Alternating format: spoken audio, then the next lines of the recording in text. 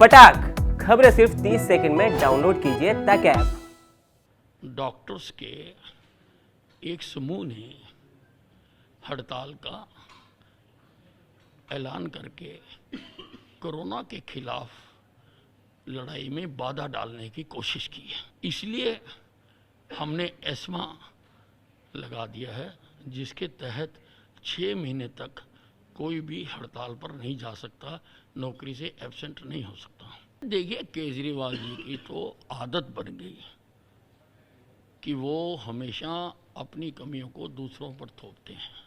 Corona के बढ़ते हुए केसों को लेकर दिल्ली के मुख्यमंत्री अरविंद केजरीवाल का कहना है कि उन्होंने पूरे इंतजामात मुकम्मल कर लिए हैं, लेकिन एनसीआर में भी अगर ऐसे ही इंतजाम हो तो कोरोना पर रोकथाम लगाई जा सकती है। फिलहाल हरियाणा के गृह एवं स्वास्थ्य मंत्री अनिल विज हमारे साथ मौजूद हैं।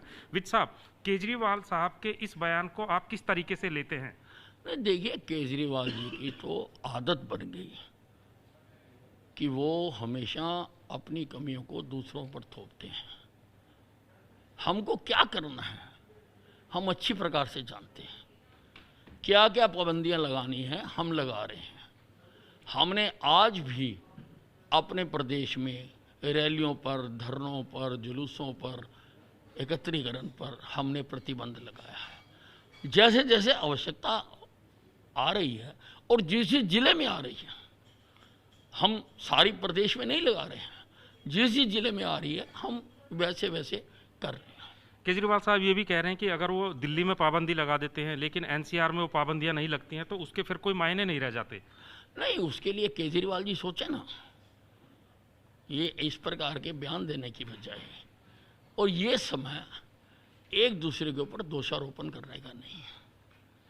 ये समय इकट्ठे होकर कोरोना के खिलाफ लड़ाई लड़ने का है।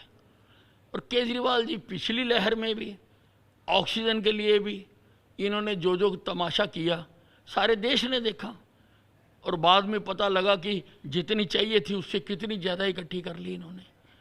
तो ये इनकी आदत में शुमार है।